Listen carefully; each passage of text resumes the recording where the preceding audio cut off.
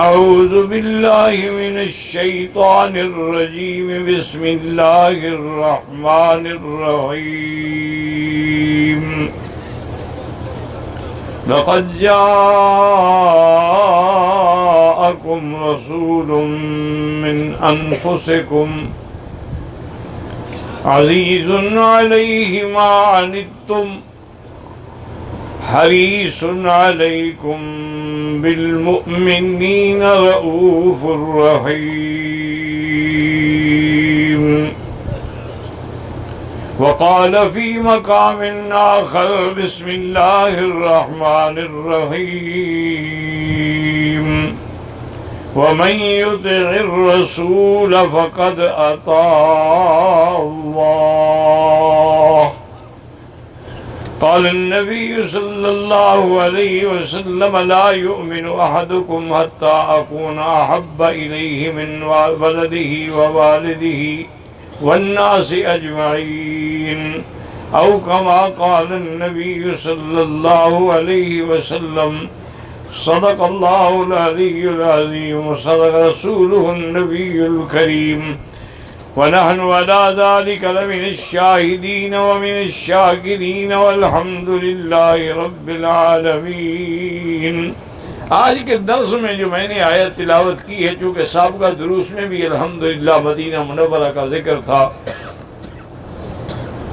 مدینہ منورہ کے فضائل تھے، مدینہ منورہ کے شعائر تھے، مدینہ منورہ کے متبرک مقامات تھے، اسی مناسبت سے جو میں نے آیت پڑھی، اس آیت کے اندر جو حکم ہے وہ ہے محبت مصطفیٰ، کہہ دو صلی اللہ علیہ وسلم۔ محبت تو برحق ہے، لیکن محبت کے لیے کچھ اسباب ہوتے ہیں، وجوہات ہوتے ہیں کہ محبت کیوں ہوتی ہے۔ سب سے پہلی بات تو یہ ہے کہ جمال، اگر کوئی چیز خوبصورت ہے، جمال ہے، اس میں باغ ہے، پھول ہے، سبزہ ہے، انسان ہے، مرد ہے، عورت ہے، تو جمال کی وجہ سے آدمی اس سے محبت کرتے ہیں کہ یار دیکھو کیسا خوبصورت ہے۔ تو اگر ہم جمال کی وجہ سے بھی محبت کریں تو ہمارا ایمان ہے کہ حضور سے زیادہ کسی کا جمال نہیں تھا، کہہ دو صلی اللہ علیہ وسلم۔ اچھا ایک مسئلہ بھی سمجھ لیں کہ روایات میں آتا ہے نا کہ اللہ نے جو حسن پیدا کیا ہے، آدھا دیا یوسف کو اور آدھا ساری دنیا کو، لیکن اس میں میرا مدنی شامل نہیں ہے، یہ ان کے زمانے کی بات ہے۔ حضور کے جمال کا کیا مقابلہ ہو سکتا ہے؟ اسی لیے بی بی عائشہ فرماتی تھی کہ لو رأینا جمال محمد، مصر کی عورتوں نے جمال یوسف دیکھا تو ہاتھوں پہ چھریاں چلا دیں، اگر میرے مدنی کا جمال دیکھ دی تو دلوں پہ چھریاں پھیر دیتے۔ لو رأینا جمال محمد لقطعنا قلوبہن، تو حضور کے جمال کا صحیح حدیث ہے، حضرت جابر رضی اللہ عنہ، بالکل 14ویں کی رات ہے، چاند کھلا ہوا ہے، ان کے دل میں خیال آ گیا کہ میں آج چاند سے موازنہ کروں کہ چاند زیادہ روشن خوبصورت ہے یا محمد مصطفیٰ کا چہرہ۔ کہتی ہیں کہ میں آیا تو میں نے دیکھا کہ مسجد نبوی میں حضور بیٹھے ہیں اور یمنی چادر ہے سرخ دھاری والی، وہ آپ نے اوپر لپیٹی ہوئی ہے۔ کہتا ہے میں ادھر چاند کو دیکھتا ہوں، ادھر حضور کے چہرے کو دیکھتا ہوں، میں نے متعدد بار دیکھا، اس کے بعد فیصلہ کیا کہ واللہ وجہ محمد احسن من القمر، خدا کی قسم ہے چاند سے محمد مدنی کا چہرہ خوبصورت ہے۔ اسی طرح حضرت ابی ہریرہ فرماتے ہیں کہ جب ہم نظر ڈالتے تھے کأن القمر تجری فی وجہہ، گویا کہ چاند آپ کے چہرے میں دوڑ رہا ہوتا ہے۔ آپ کے جمال کا یہ عالم تھا۔ اسی لیے جب حضور ہجرت والی رات آپ مدینہ منورہ پہنچے ہیں، مدینے والے کھڑے ہیں ثنیۃ الوداع پہ، بچے ہیں، بوڑھے ہیں، جوان ہیں، عورتیں ہیں، سب کھڑی ہیں۔ جب حضور پہ نظر پڑی تو مدینے کی بچیوں نے فوراً کہا طلع البدر علینا من ثنیۃ الوداع وجب الشکر علینا ما دعا للہ دائی۔ وہ کہنے لگی آج تو 14ویں کا چاند آ گیا ہے۔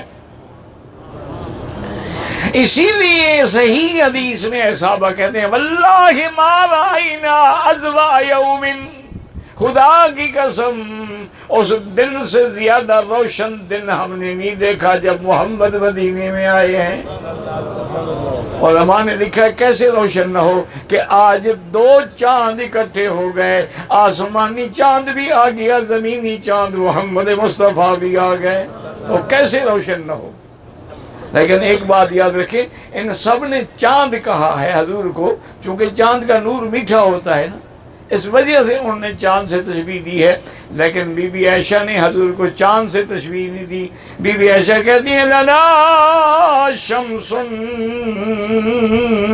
وللآفاق شمس وشمسی احسن من شمس السماء، ایک دنیا کا سورج ہے، ایک میرا سورج ہے، میرا سورج جو ہے وہ دنیا کے سورج سے زیادہ بہتر اور چمکیلا ہے۔ پوچھا بی بی کیوں؟ فرمایا شمس الآفاق تطلع بعد فجر، سورج دنیا کا تو فجر کو نکلتا ہے، والشمسی تطلع بعد العشاء، اور میرے مدنی کا سورج جو ہے تو عشاء کے بعد بھی روشن ہوتا ہے۔ کہہ دے صلی اللہ علیہ وسلم، صلی اللہ علیہ وسلم۔ اللہ کے کروڑوں صلاۃ و سلام ہوں حضور صلی اللہ علیہ وسلم پر، اور حضور پاک صلی اللہ علیہ وسلم پر جس کے چہرے پہ جس کی بھی نظر پڑتی تھی وہ ہمیشہ کے لیے پھر دیوانہ ہو جاتا تھا محمد مصطفیٰ کا صلی اللہ علیہ وسلم۔ تو یاد رکھو محبت کے لیے پہلی چیز کیا ہے کہ جمال، اور دوسری چیز کیا ہے کہ کمال، اور اگر کمال دیکھنا ہو میرے مدنی کا تو حضرت نانوتوی نے لکھا ہے کہ اللہ نے تمام انبیاء میں جتنے کمال رکھے تھے، کسی کو صبر دیا ہے، کسی کو حسن دیا ہے، کسی کو اللہ تبارک و تعالی نے طاقت دی ہے، لیکن تمام انبیاء کے کمالات کو جمع کر کے مجموعہ کمالات محمد مصطفیٰ کو بنا دیا ہے۔ کہہ دو صلی اللہ علیہ وسلم۔ یعنی ان میں اگر ایک ایک کمال تھا وہ سارے کمال جمع ہو گئے محمد مصطفیٰ میں۔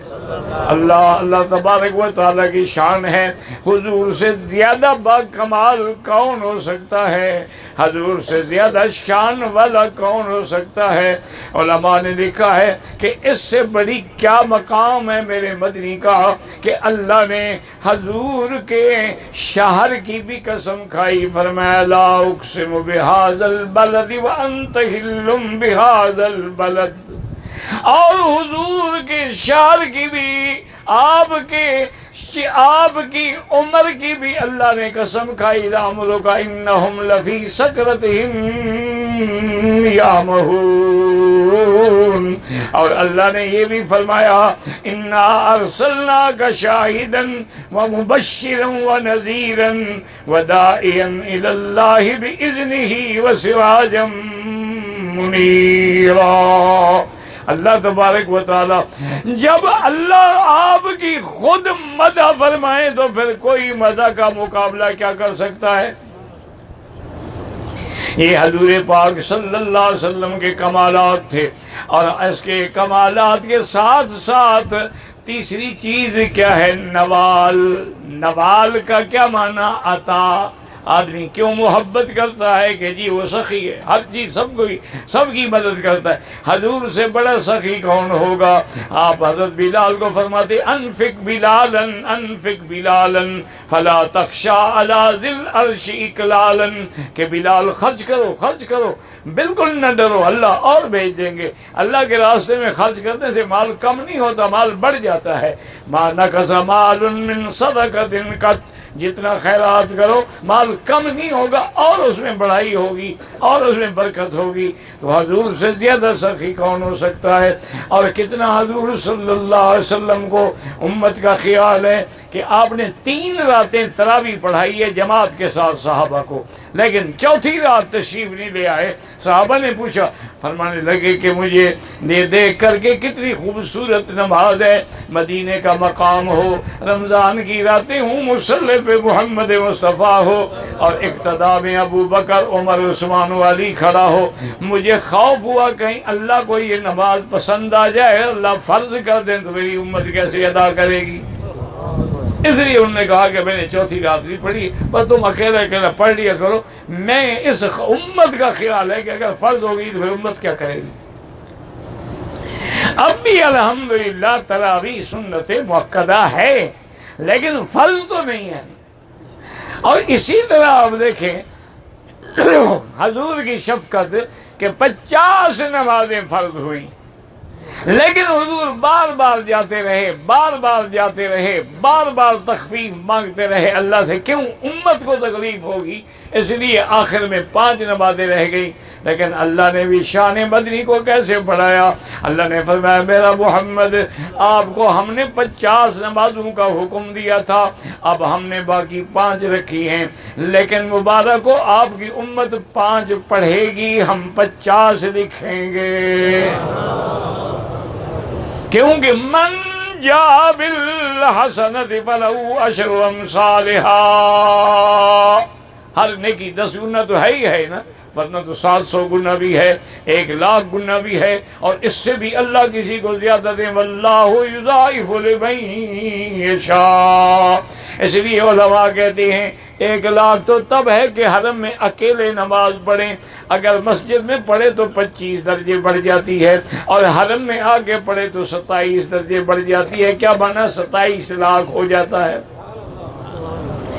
اور بعض علماء نے ایک اور بڑی عجیب نکتہ بیان، انہوں نے کہا حضور نے فرمایا کہ میری مسجد کی ثواب ہے 1,000، اور مسجد الحرام کا ثواب ہے 1,00,000۔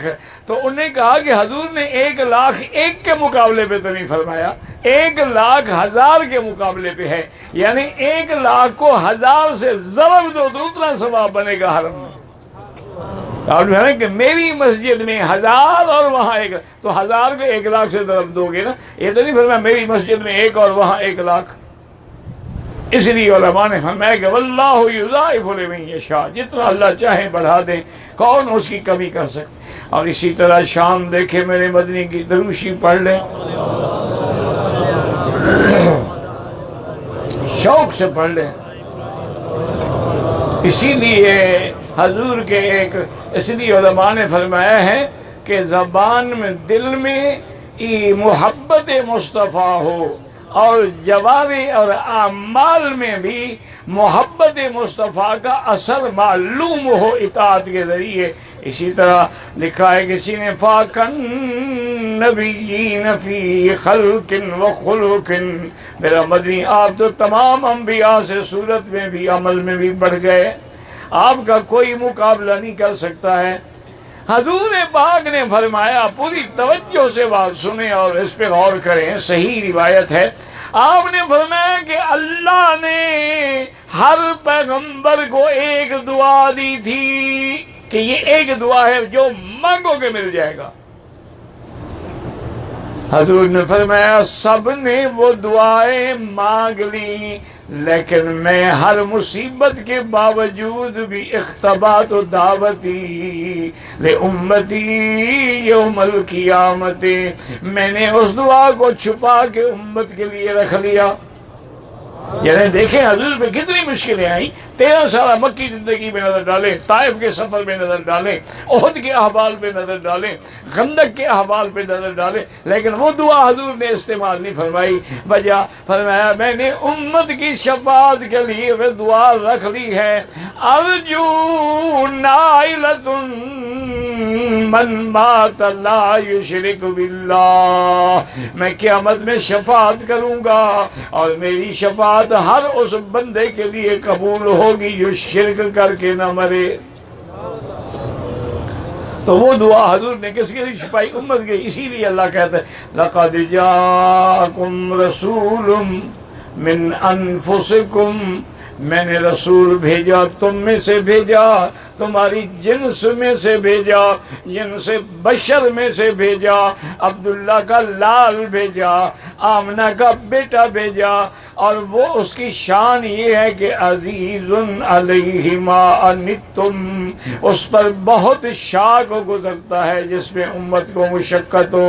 حریص علیکم، وہ تمہاری بھلائی کے لیے ہر وقت حریص ہیں، اور امت کے لیے بڑے مہربان بھی ہیں اور بڑی بخشش کرنے والے بھی ہیں. تو دعا کریں کہ اللہ ہمیں حضور کی محبت نصیب فرمائے، اور حضور کی محبت میں موت آئے، اور موت کے وقت میں کلمہ نصیب ہو، اور قیامت میں حضور پاک کے ہاتھوں سے حوض کوثر پہ جام کوثر نصیب ہو، اور حضور کی شفاعت نصیب ہو. جو میرے بدعت میں پڑے ہوئے بھائی ہیں دعا کریں اللہ ان کو بھی ہدایت دے تاکہ وہ حضور کی شفاعت سے محروم نہ ہو جائے. واللہ اعلم.